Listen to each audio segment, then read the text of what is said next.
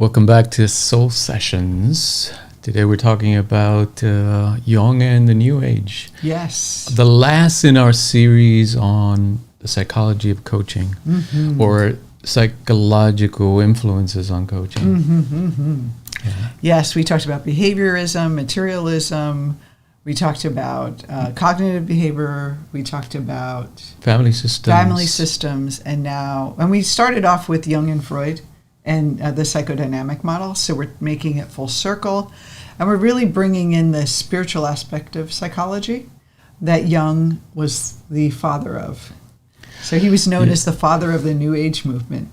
Yeah, so we definitely want to talk about his influence on the New Age and why he's considered the father of the New Age. But we also want to touch upon the shadow. Does the New Age have a shadow, for example? And the ego too. The persona, ego, how it plays out in this New Age.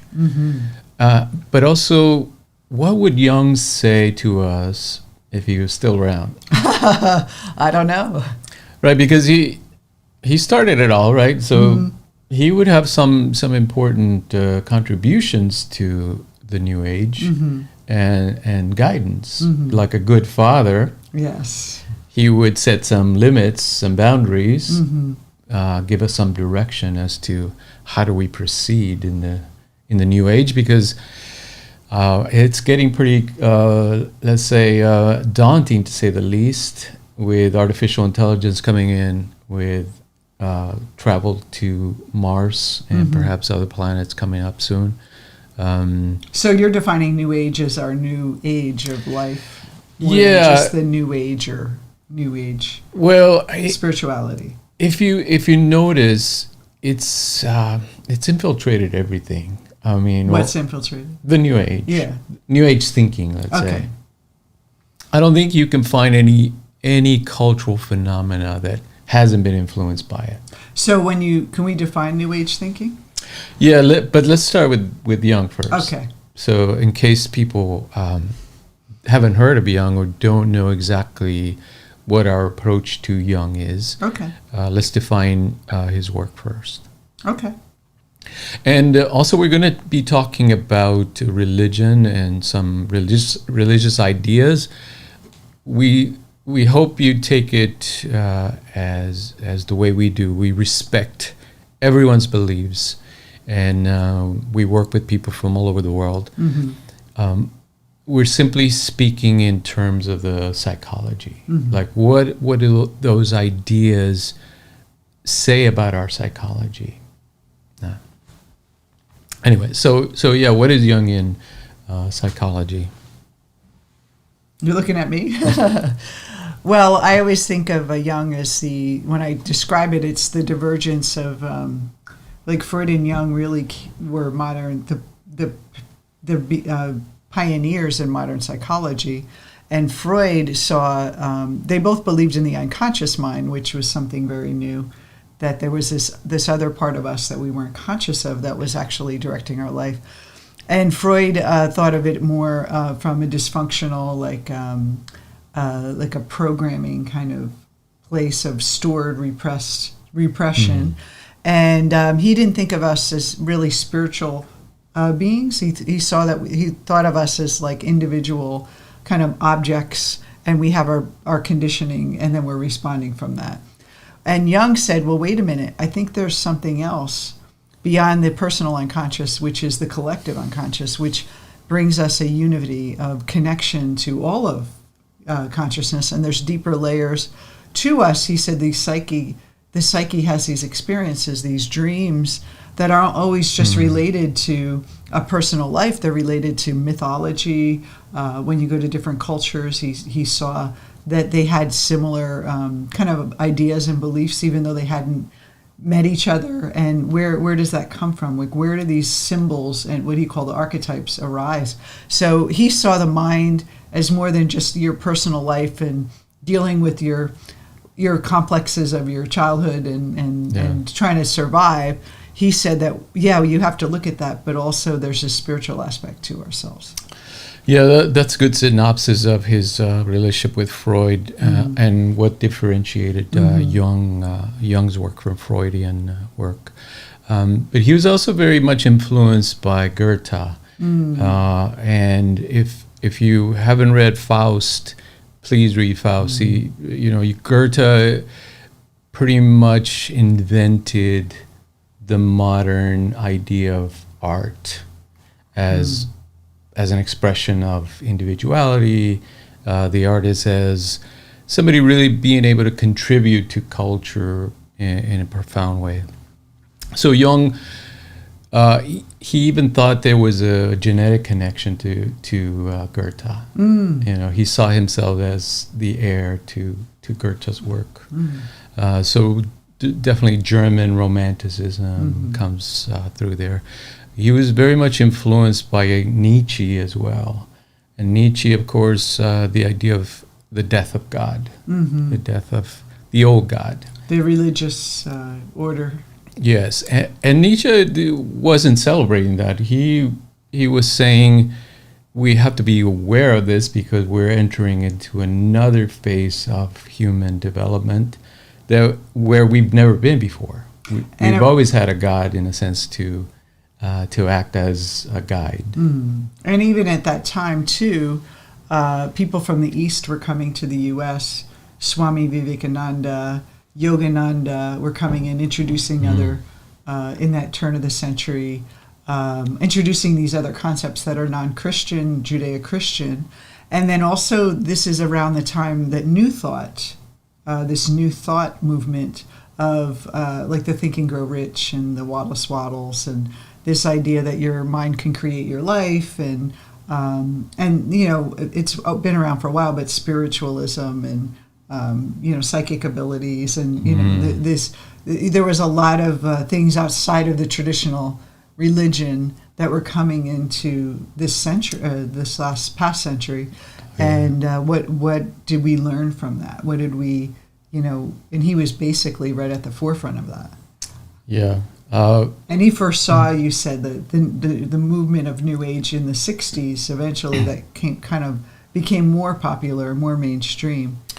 Yeah, I think that's why movement and all that. Yeah, that's why he's associated with the New Age, because that was part of his work. He was looking at how do these religious mythologies arise in human beings, and then how do they translate into cultural movements and different cults and religions, and even politics. And so he pretty much foresaw what was happening. He definitely foresaw the rise of the feminine principle, because it doesn't take much work to see that most religions have been dominated by men.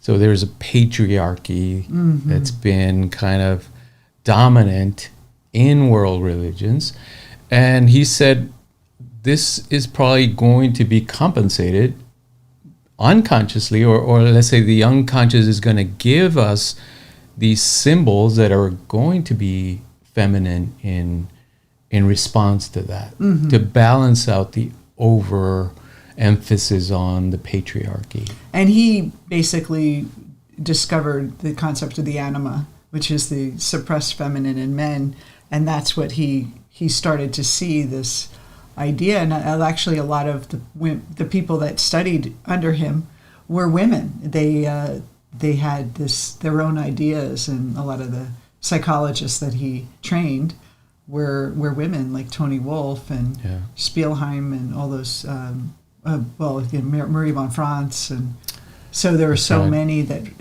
and even his wife Emma Jung learned the individuation process, and they all brought this other element to the work, that feminine element. That's right. And then we visited his house not too long ago, and we got to see his library. Very interested in alchemy. He's got one of the best collections of European alchemy in the world. Very interested in Gnosticism, which is a branch of Christianity, but it's considered kind of underground or mystical Christianity. definitely interested in the Eastern philosophies. He saw the Gita, the Upanishads. So his library looked a lot like our library. Yeah. Yeah, and that's another reason why he's considered the father of the New Age. He gave people permission to look at these other religious systems, and you see it all over the world that it's not only Christianity that has a monopoly on the divine. Mm-hmm. People all over the world at many different times were developing ideas of how to relate to the divine in their own way, in their own culture. And he was controversial because at that time they thought of the psychology as more of a medical science of, that scientific, let's look at treatment and the medical model. And he was exploring psychic abilities and why astrology and all these other ruins and the I Ching he used, and a lot of people thought, ooh, he's... And dreams. Yeah, and dreams. and a lot of people thought he was kind of out there. But he was always looking at it from a psychological standpoint. And I love, you always remind me that psyche actually means soul. And psychology is the study of the soul. And what's happened in a lot of modern psychology, and that it's separate. That there's this medical model of psychology, and so he was a little controversial, but he always said, I'm trying to understand why the psyche creates and consciousness creates these images, and why do people have these experiences of synchronicity and intuition. And so he was trying to understand it, not to get lost in it, but then tie it back and merge science and spirituality in a very powerful way. Yes. Which is why I think he is the father of New Age, because that's what the New Age movement, if you look at it today, I mean, it's all over the internet, they're trying to merge that brain science, neuroscience with spiritual principles and consciousness, and they're trying to find ways to bridge those gaps. And Jung was the first one to. Yeah. Well, certainly in a multicultural world, we need a psychology like his that can be universal. Not just a Western perspective on the mind and the brain, but that it allows for the understanding of different cultural, mythological, religious ideas, and doesn't see them as or disqualifies them simply because they're different from Christianity. But it's so funny because when I moved to Colorado, had a lot of friends that we'd consider New Age, and we did energy work and went to psychic readings and all this stuff that I explored. And I remember one of my friends said to me, I said, I was Catholic and now I'm this, and she said, oh, Catholicism. She said, oh my God, that is the most mystical. And I never thought of it as mystical because inside of it just seems so like that's the way it is. But if you step back and look at the angels and the incense and all these things that were adopted from it, we just think, oh, that mystical part is not Christianity. Like I just didn't even see the connection until she showed me. I'm like, wow, that is. I was raised in a mystical tradition, and actually Jung was raised. It was a Protestant. His father was a Protestant pastor, which kind of whitewashed all the mystical, deities of the Catholic. And you had mentioned that Jung really loved the Catholic religion because he loved all the archetypes. And he saw that it carried a lot of the ancient pagan world traditions into the modern age, kind of in disguise, but I know. I never thought of myself as a pagan because I was worshiping Jesus or the angels and praying to certain angels and even having those rituals of eating the body and the blood and all that. And it's really interesting. Like it just seems so like normal, and then this other stuff seems like out there. But then if you look at it, we all have a mystical element to us, and almost like when you're a fish in water, you don't realize you're in water, and you think, oh, this is real, and that other stuff is weird. And then this exploration makes us not normalize it, but make it understand it more of our own mystical self. Yeah, absolutely. And so that's kind of Jung in a nutshell. He was very. Now he emphasized, if you read his writings, which are the collected works, and he wrote so much. I mean, there's a lifetime of reading there if you're interested. But he always emphasized that he was working as a scientist. He was doing empirical work. Now he was saying, yes, it's my experience and it's my ideas and my direct understanding of these things, but that's still a valid way of knowing, right? It doesn't disqualify just because I'm having the experience. That's, it does go against the main scientific idea of objectivity, meaning that it has to be verified by others and be observable by others. But if you think about consciousness, there is no objective reality. So you're kind of thinking, well, what do you, how are you measuring if something's real or not? That's right. And so now let's try to define the New Age, which is probably impossible, but we'll give it a shot. I always thought of it as more this not spiritual but not religious. And I always felt it was more like anything goes, like there's no structure to it. And when I first, I was raised Catholic, and then I started feeling like I had met friends that were more spiritual.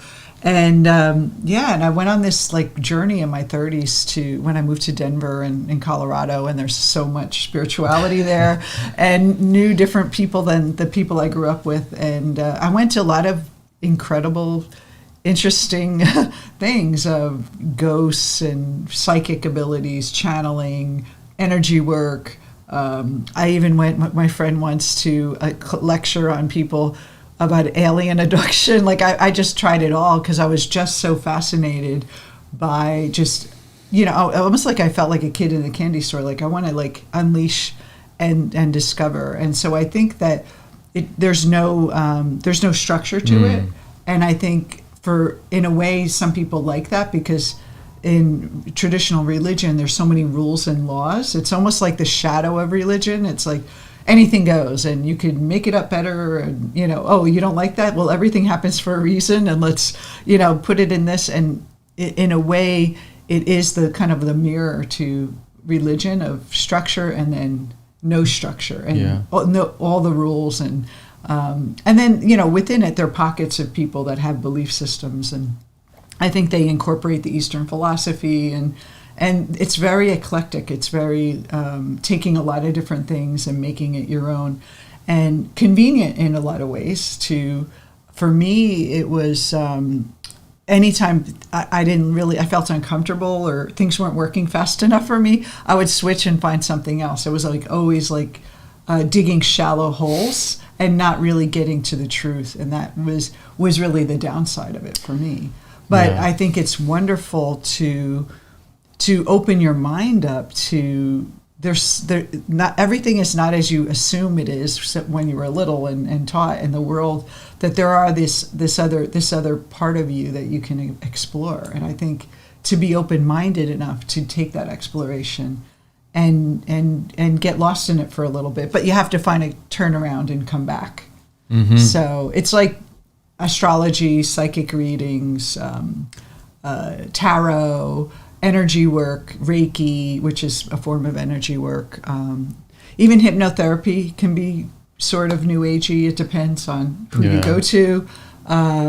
Tapping and, I don't know. I can't I would include therapy or most therapy because that idea of personal development. Oh, yes. Right, of talking about your personal development, your ideas, your ego, your experiences. That's very New Age, basically. I guess the Catholic Church had a form of it in confession. Yes, right, where you go to the priest. You go to the priest and you confess, and then you're absolved, in a sense. You're cured, or temporarily anyway, until next Sunday. And so you screw up again and have to go ask for forgiveness again. Yes. So, the whole personal development idea is very much entrenched in the New Age model, because you do have this idea of let's let's use everything we know and use all the mythologies, all the wisdom of the world to better ourselves. Now, there's nothing wrong with that. Obviously, that's the positive side of it. Yeah, and it's also that openness. That openness, and also that we need to develop our mind and be able to use whatever tools are available to us to face the big challenges of the global system right now. Right? We have climate change, social unrest, Gender inequality, financial inequality, all those things we're going to need to be enlightened in a way to face those challenges. I would say that the shadow element of the New Age has been that lack of focus. Like you were saying, digging those shallow holes and picking and choosing what's comfortable. And whenever it gets uncomfortable or or you feel that construct of religion again, you know, you're like, oh, wait, this is becoming too much of a religion. I need to move on to the next. It's kind of like I see a lot of people say it's their free spirit. You know, they're a free spirit and they don't want to be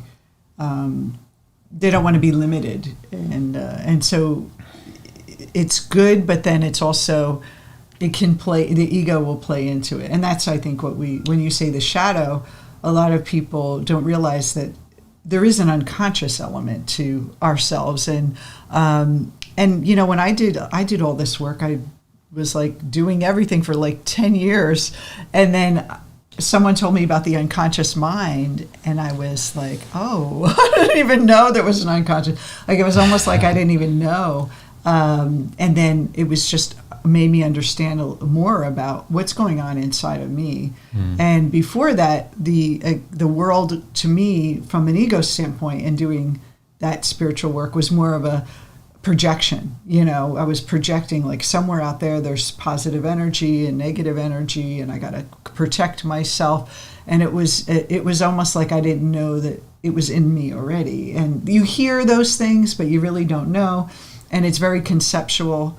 And so when I understood that, I can go inside myself and start to discover this unconscious element and the collective unconscious element, then everything started to make more sense. It was almost as if those things gave me like permission to open up my mind, and then now I had to go inward instead of making it external. And I think a lot of people, when they do this work, like if they don't do their shadow work, they end up projecting a lot of these spiritual concepts externally. Yeah. The deity, the guru, the putting people on pedestals, and then fearful of negative, and then it turns into, you know, cults and interesting, things. People get carried away with it. Yeah, and that phenomena, or those types of phenomena, have been around forever. It's not like the church had it all under control. Yeah, I know. I mean, there's the extreme Christian. Right, and also you see the Inquisition, right, where the church goes crazy, basically, and tries to stomp out anything that opposes them. Well, look at the shadow of the Catholic Church with the priests and the abuse. And so it's like no spiritual concept is pure. That's right, but that's what Jung was saying. So here, as the Jung, the father of the New Age, would be very stern and correct us in saying, this is where you need a psychology of understanding what is spiritual life, what is that spiritual craving that humans have, and how do you manage that? Because he says, if you just let the unconscious do its thing, that's when it becomes dangerous. When you're not looking inward to the unconscious, that's right. It ends up just being destructive. Yes, you think you can control stuff just like the church did by pushing away ideas or suppressing ideas and having power. And that's an illusion. You're simply giving the shadow more power. The unconscious is going to have more power over you, and it's going to take revenge eventually. He would say, you have to do the internal work, the hard part of he said it requires great moral courage to look at yourself, to really accept responsibility. Instead of try to escape. I used the spiritual work as an escape. I would go into my meditation and I would spend all day just like escaping from the world. And, you go on those retreats and you want to escape, and then you come back to real life, and it's like, how do you integrate the spiritual life in your, everyday life? And so what you're really saying is, first, we have to do our shadow work. And we have to understand our own shadow from an ego perspective, like, how the ego is perceiving reality, how it's misperceiving. And it's that ignorance that the ego puts over the world that has us just kind of misperceive God in a way, and misperceive the world. And if we're under that misperception, and then we're doing all these little techniques and things, we're still like ignorant to ourselves, and then our personal history, our personal psyche will create that filter or distortion from what the true meaning is and the true spiritual lessons are. That's right. There's a very good example in Jung's writing about this. When he talks about yoga and Eastern philosophy, he says, as Westerners, we should not put on a turban and stand on our head and, think that, that's spirituality. It's a costume, right? Yes. The persona. That's the persona, right? We would just be, he says, you would just be indulging in this idea that, they have the truth and they have spiritual wisdom and we need that.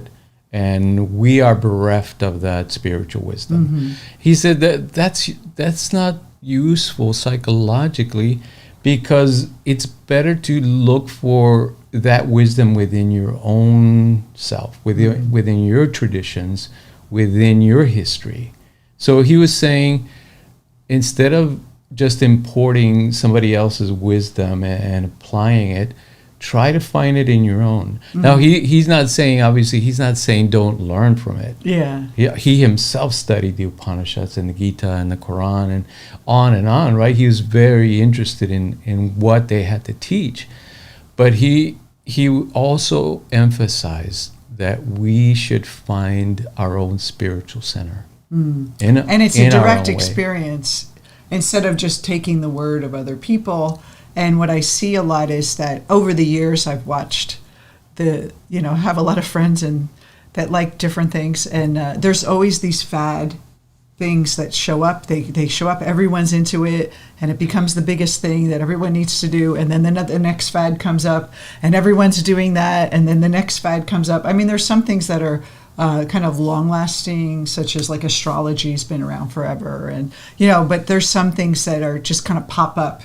And then they have really good marketing, and then everyone wants to do it because it's like the newest thing, and it's bright, shiny objects that we chase, and we think the truth is out there, and then we get lost in it. And one of the things I love what you talked about is that understanding your ego, and understanding that your ego will use these spiritual principles for its own gain and to keep you stuck. So it will take and it'll speak to you in spiritual stuff. Like I see, I remember when I first started doing this shadow work, I would just make up stuff in my mind, like reframing it to sound spiritual. Like, oh, well, that person, well, I forgive them. And you're not really dealing with the anger or whatever upset you have about that person. You're putting like a spiritual like light around it, or you're taking things and putting light around it and getting rid of the negativity.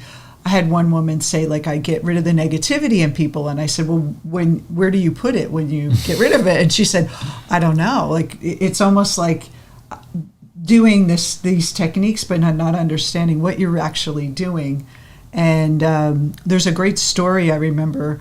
One psychologist, he was a Jungian, and he went to the spiritual community to give a talk. And it was this really, everyone was like all like positive. We've all been there, we know the positive thinking and keeping good energy.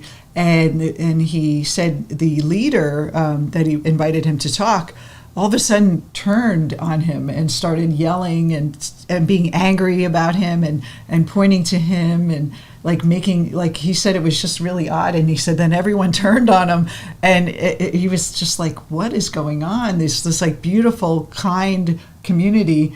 All of a sudden this anger came out, and he was like, that's the shadow. It's like, it's all the stuff they haven't dealt with. And I found that when I was doing a lot of spiritual work, and I'm talking from my own personal experience, I was suppressing a lot of those things, anger, jealousy, because I felt that they weren't spiritual, you know? And so you end up repressing more, and you're not really fully integrated. And the ego loves that, because it's like, oh, my persona is spiritual.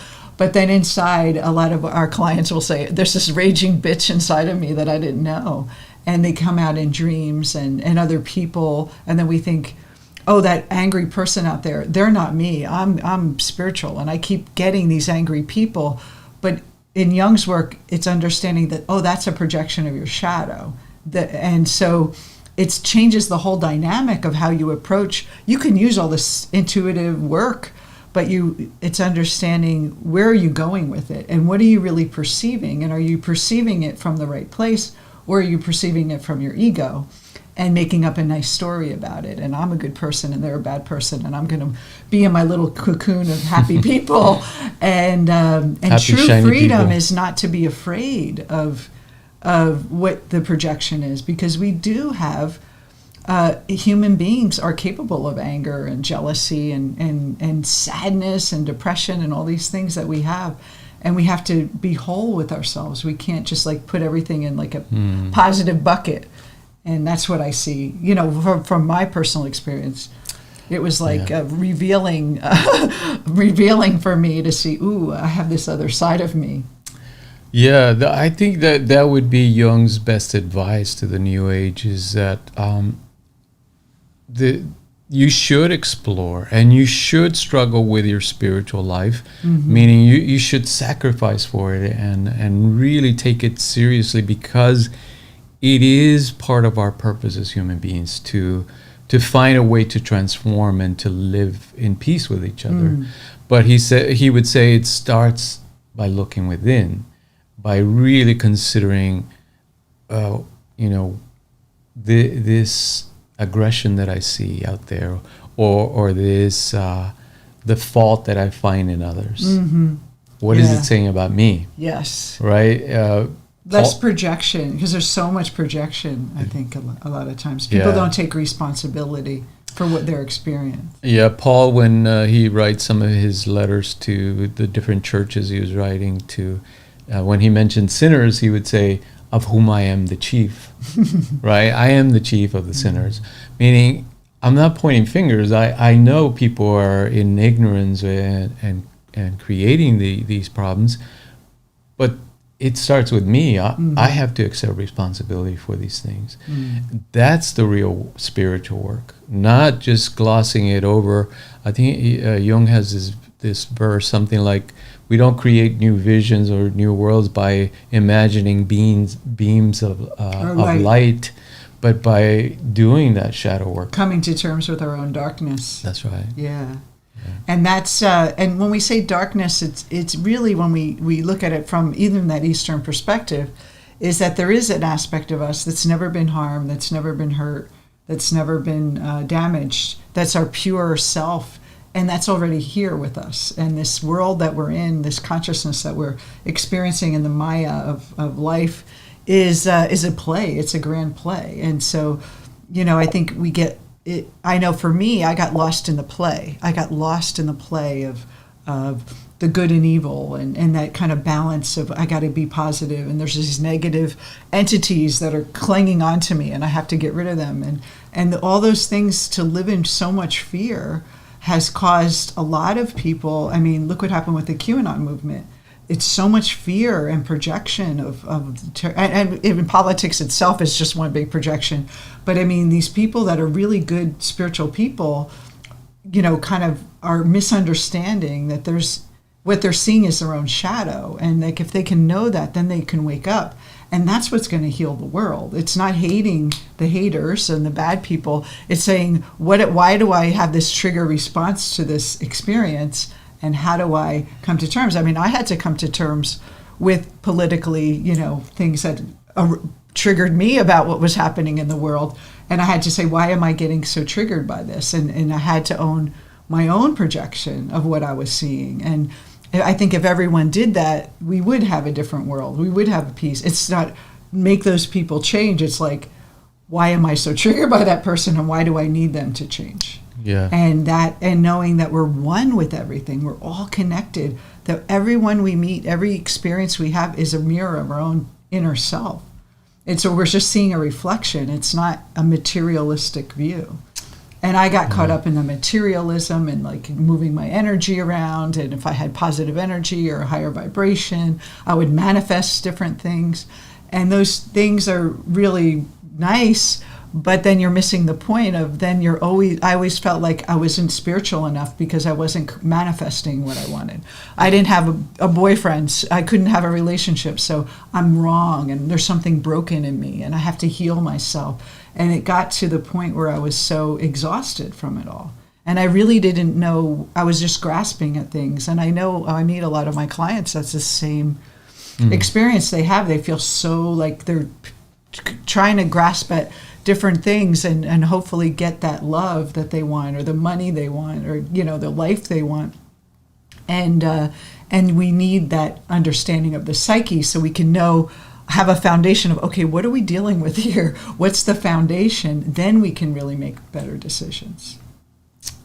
Yeah, so Jung would certainly say to the New Age, use everything about what you're learning about shamanism, what you're learning about medicinal plants. I know a lot of people are now, and including some of our clients, which we love, want to go on these journeys of ayahuasca or peyote, and there's certainly nothing wrong with those things. But keep in mind, Jung would say, that the wisdom is going to be found within you, not in appropriating other cultures' wisdom, or simply taking rituals out of context and using them somehow in a magical way. The work is really that shadow work, that taking responsibility for your life and your mind and accepting full responsibility, which he says is not an easy psychological feat to employ, because our ego, its whole objective is to keep us in the status quo. There's a lot of resistance in our mind against change, against real change. It's easier to project. It's easier to say, no, the evil is out there. I'm good, they're bad. Yes, the devil made me do it. And Jung talks about this. He says, many people would rather say the devil made me do it than accept responsibility for this, right? It's kind of almost like a childish way of seeing the universe, that there are these evil forces, but they're outside of me, and I have nothing to do with them. I'm a good kid, but the evil one is the one that's tripping me up. Or the worst is that I did evil in my past life, and now I'm paying the karma for that. And it's like this story of, and I felt like for myself that I was doing therapy on myself with the spiritual work. It was just mixed together, that my soul was somehow wounded or damaged, or someone said I had torn chakras and I had to heal them all. And this stuff that seems like, oh, that makes sense if you go to a shaman and you want to get fixed and healed, but it was like too much. I felt I was never going to be okay. I was like, every time I would go to a workshop, I would think, oh my God, I'm going to find something else out that was wounded in me that I have to heal. And it's just like I got to the point where I just didn't want to go there anymore. And so we have to look at, what is the concept of healing? And healing to me now is that I realize who I really am. And I realize the ignorance. The only thing that can harm us and make us suffer is the ignorance of who we are. That I say we only have one problem, and that problem is we believe we're the ego. And as long as we believe their ego, the ego will wrap itself around our spiritual beliefs and make it distort what is real and separate and good and bad and dual. And then we end up chasing something out there or within ourselves, like trying to rearrange the furniture. And when it could be so simple, it's so elegant and so simple, but hard to do, is realize we're not the ego. And it's because it's so invasive in our culture and our mind and the world and our bodies, that we're this individual and that we're separate from everyone. But that Jung's work really gives us that map to go inward using, the mind, visualization, dreams, working with the shadow, working with the emotions. We start to say, wait a minute, you have that direct experience, and that is, no one can take that away from you. And once you get that wisdom on that deep level, then playing with intuition and doing all these fun rituals, and it makes sense. It makes better sense. But it's really coming from, what is the foundation of what I believe? What's my philosophy of what I believe? Yeah. So we get to this point where we've gotten to in society where, let's say, the institutions. I wouldn't say the ideas, because Christianity, of course, is still very much alive. All the Abrahamic traditions are still alive, but the institutions no longer have the power over the spiritual life of people. Meaning the genie has been let out of the bottle, and now it's up to us to carry that forward into the future. And Jung would say, you're not going to get rid of the spiritual need of human beings. You can deny it, like some of the Hawking. What's the name of this? God, the one who wrote "God is Dead" or something, or no? The Selfish Gene, Dawkings, and Sam Harris and people like that, kind of saying, well, we don't need religion or we don't need spirituality anymore. We've reached kind of a scientific understanding of the world. I would say that that's the wrong attitude. And Jung would say you can't get rid of the collective unconscious. It is the ground of our human mind, and it is the source of those deep religious numinous symbols that arise that become our religious symbols. And he says that mechanism is going to continue to operate. It's the collective unconscious is going to continue to play into human affairs. And if you neglect it, if you say, well, let's focus on science, let's focus on the conscious mind, what we know and what we're able to do, that's when it becomes dangerous. He says, what if a symbol arises that is completely misunderstood by people? Yes. And is used by political machinery, by technological, like the swastika. That's right. That was a Buddhist symbol. Yes. A very ancient symbol, and then it was used to create hate. That's right. And so there's a great interview on YouTube. One of the last interviews the BBC did with Jung himself, and he mentions this. He says, what if something goes wrong with the psyche? We know very little about the unconscious mind. And that was his whole mission, was to create a psychology that gives us access to the collective unconscious. So can I ask you a question? This is kind of coming maybe a little. So if we look at the world and we see the world has all these problems, we have to see that the world's psyche is a reflective of each of our individual psyches.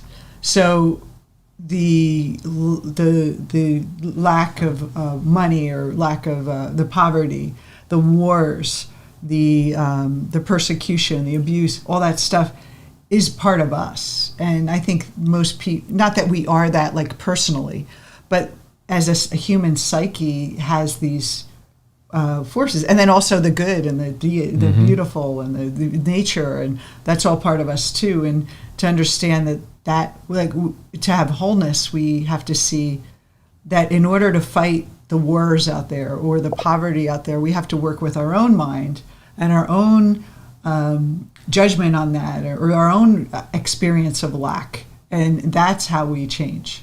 Versus, I got to go out and pave the pavement and fight, and we can do those things too.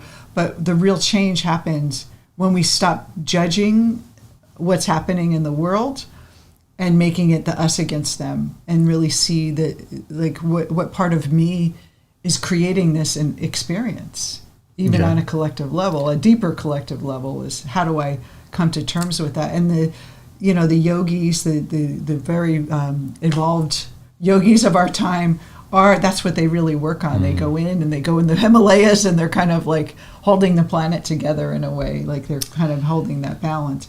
But we can do that ourselves. We have the power, just like them, to do that ourselves. Yeah, and his solution is individuation. So individuation would mean that you're individuating from the herd mentality. You're no longer just following the group, this kind of mob mentality that we saw recently in Washington, right, in the storming the Capitol. Yeah.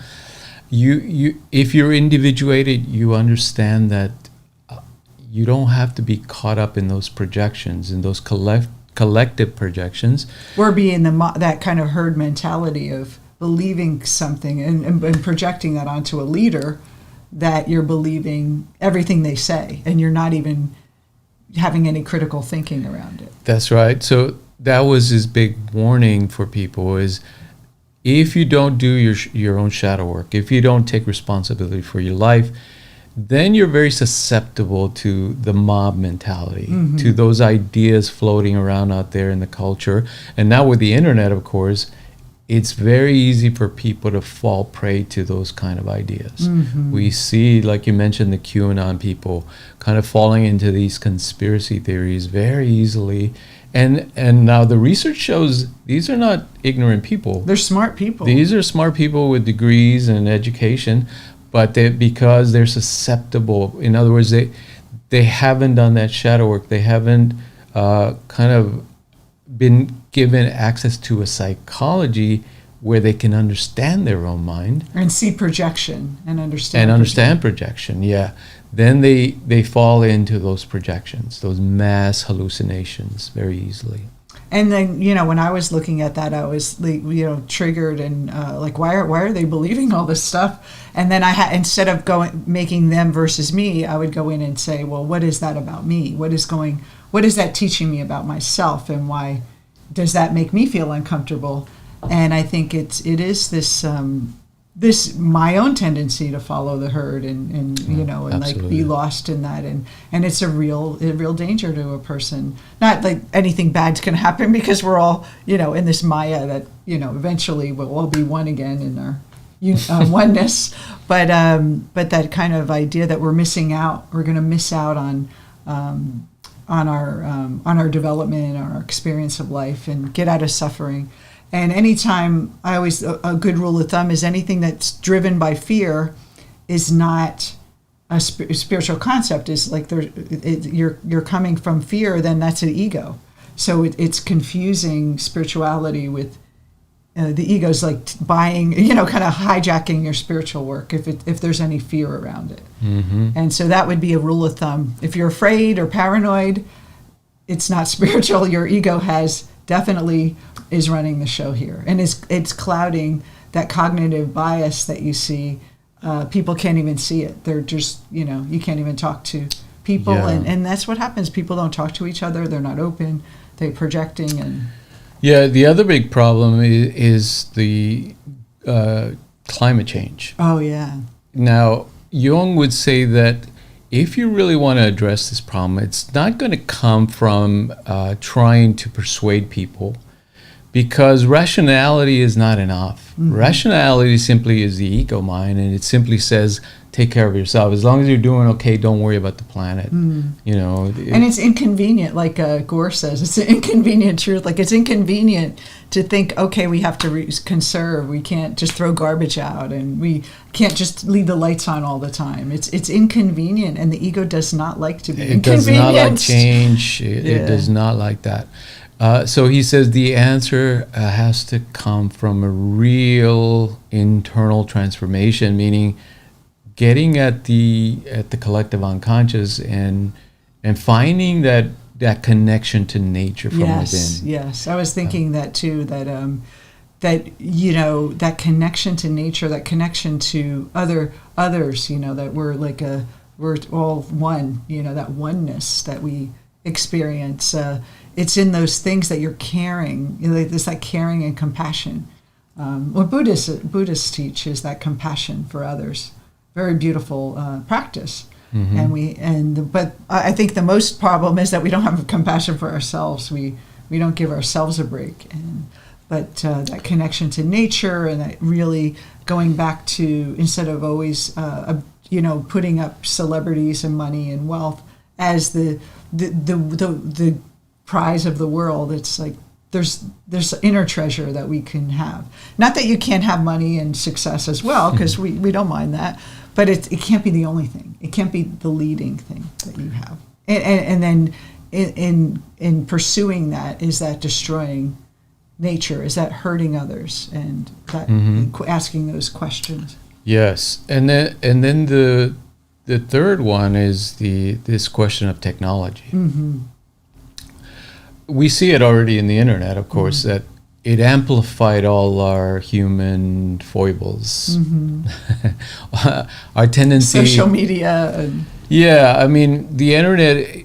Any technology is neutral. Mm-hmm. It's like money. You can use it to build a hospital. You can use it to create bombs. The internet or the technology in general is the same principle. You can use it to divide people, to rule people, to control people, or you can use it to unite. Mm-hmm. You know, like we saw in the Arab Spring phenomenon. Oh yeah, people really just using it to create social change. Mm-hmm. The question is, or let's say the answer is up to us. Mm-hmm. If we're not conscious, if we don't take the time to think things through and examine our own mind, what does this mean for us? How are we going to deal with this? How are we going to use these things? Mm-hmm. Then that's the danger. So Jung would say, if you neglect something, if you push it away, if you ignore it, then it has the danger of coming back to bite you in the butt. Mm-hmm. But if you're willing to take responsibility for it, then you can, there's a pretty good chance you can use it creatively. I always say that the best way to see your shadow is just go on Facebook or social media and watch where you're getting triggered, because that's exactly pointing to something in you, and that would be. And there's a lot of people that are like, I would see people post like how triggered they are of someone else, and it's just, I know the shadow, and I'm just like, I can totally see why you're triggered by that. And even if I try to help them, they still can't get it. It's always like pushing it out, like they're not willing to take responsibility or looking within. The ego has such defenses around it. And that's why Jung says it takes great moral courage, because the ego will defend and will project, and it's like me versus them. I'm good, they're bad. And I'm the salvation, or worse, I'm so terrible and everyone else is great. I'm this I'm not good enough and everyone else is so much better than me. I mean, it plays out that way too. And we're not seeing that actually the people that we admire, the people that are doing great things that we aspire to be, are in us as well. Mm-hmm.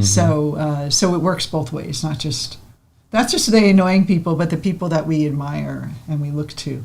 And if we understand that we're seeing that projection, that will stop people from, like, we're watching Netflix and there's so many crazy stories of cults and people losing themselves, smart people losing themselves to this charismatic leader, and then like kind of projecting all their own divine self onto this person, this human being, and then losing themselves and not recognizing the power they have within them. It's like handing over your power to someone else. Mm-hmm. And so that's what Jung was all about, is about reclaiming that power, going within, turning inward to find yourself. Yeah, I'd say the bottom line is if we want to survive this coming age, technological change, and kind of face all the challenges ahead of us, philosophy and psychology are going to be the key. Understanding our own psychology and using a philosophical model, which means that we're open to other ideas. We're not just saying, no, you have to believe what we believe, because it's a multicultural world. Whether we like it or not, we have to deal with people that have very different points of view, and a philosophy gives us that flexibility, right? The ability to say, oh, I see, you have your own world view that is different from mine, but let's try to find a common ground, something that connects us, our humanity, our need to be in touch with the earth, and just being human beings, right? That's enough connection for most of us. I find that the shadow work that we do with clients, we call it the lucid shadow process. It's not the therapy model, it's the coaching model. The way we do it, it solves so many conflicts in relationships, because there's so much projection going on in family relationships, romantic relationships, work relationships, and they find that the relationship itself resolves. So if we can do that on a personal level, imagine if we all, like, we should just have every country have a shadow session. We would have more peace in the world, because what we're really seeing is that projection.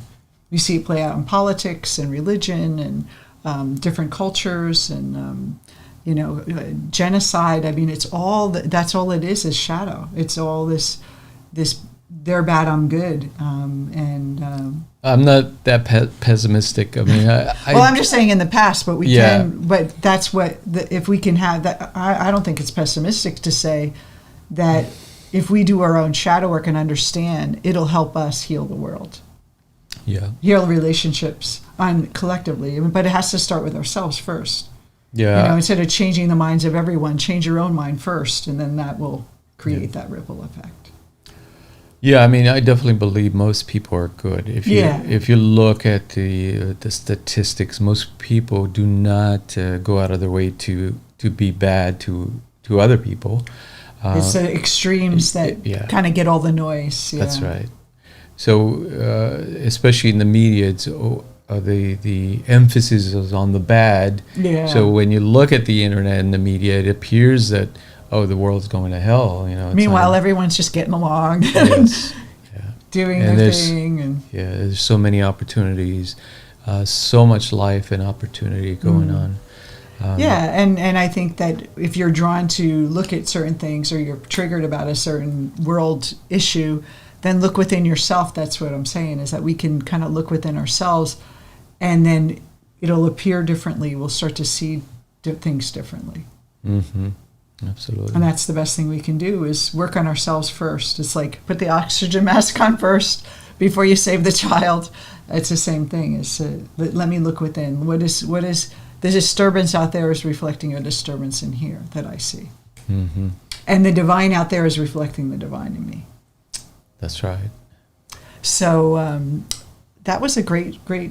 So the bottom line is discipline, is to find that, Jung really gave us a great model of the psyche to take us through that pattern of individuation, that includes all the cool visualizations and all this, kind of tapping into our intuition and all these wonderful, fun stuff that we do with our personal development. But at least we know where we're going. And before, I didn't know what I was doing. I was just kind of healing the Band-Aid, like kind of putting Band-Aids on symptoms with a lot of things, and approaching myself as an ego that needs to be healed, versus I'm already, whole, and let me work on integrating, the other aspects of myself that I pushed away.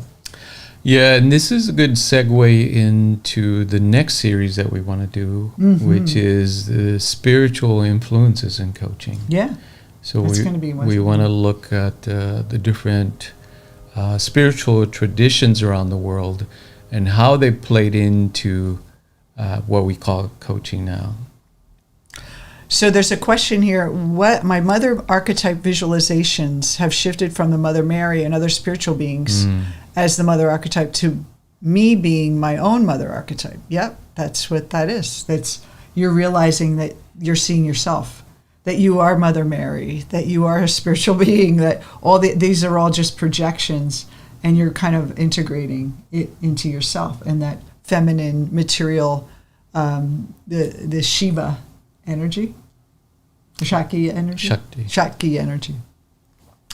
About ayahuasca, if it's not in the right context, in the Amazon forest, my best friend went on a retreat and hopes that she'll be free from her epilepsy. She died a week later. Yeah, that's the problem with these things. The people that don't understand psychology and are opening people up like that. Mm-hmm. And like you said, out of context, she suffered recurring visions for a week, which caused her to have a major seizure. Then she died. It's not harmless. Some people die from after effects. Yeah, that's right. We've seen Good people point. in Colorado, the women that were doing the rebirthing, this kind of rebirthing technique, and they basically suffocated a little girl. She was, 10 years old or 11 years old? And they were putting blankets on her and pillows, and they were mimicking this rebirthing process, and then she ended up dying. So yeah, there is real danger to not having that structure or that accountability in this kind of field too. She was very spiritual and believed it would help her. We got to be careful with naivete, yeah. Absolutely. Especially around shamanism and potions and drugs, yeah. I totally relate to that, yeah. And with let's say the wisdom that we have available to us through the Upanishads, through philosophy, through psychology as well, there's no need for that. Our mind is capable of all those things. We don't need drugs to have those experiences. Yeah. No, let's say there's nothing wrong with studying and respecting those practices and those cultures, but we do have to take into consideration their dangers, like you mentioned. Thank you for bringing that up. Yeah. And so, yeah, this is a great conversation. Got to reveal some of my closet New Age roots. But I love all that stuff. I love intuition. I love, using my imagination. My dreams are very intuitive. I've had a lot of spiritual experiences that I can't explain by Western model. So I want to learn and open myself up to understanding, but also having this structure of where I'm going with it, and understanding the ego in a stronger way, because I don't know if people really understand the power the ego has over our own life, and if we're not conscious of it, how it can really mislead us into seeing things that are truthful that are not. And so the first step is to face your own shadow. And then you can go deeper into these deeper realms of the collective and see them for their purity versus a projection of your own, like what you feel like you're. For me, it was kind of my misunderstand, like my I don't know how to say this, like my lower ego, like insecurity, and then having this deity be this like hero to me. That's that just like kind of separation that some things had taught me early on, and there's no idolization. You're your own your own idol. That's who you are. Yeah. I think we've come to a place in human evolution where we just need to grow up. We just need to accept responsibility for our destiny and take the reins, because as far as we know, there's no God coming to save us, and we're going to have to save ourselves. Right. Well, great. Well, thank you for joining us, everyone. Thank you for your questions and comments, and we'll see you next week, where we begin our series on spiritual traditions in coaching. And we finished our psychology, and please join us in our Facebook group, Jungian Life Coaching with Creative Mind University, to interact with us and our coaching team more, and we'll see you soon. Thanks for watching. Take care, everyone. Take care. Stay Bye-bye. well.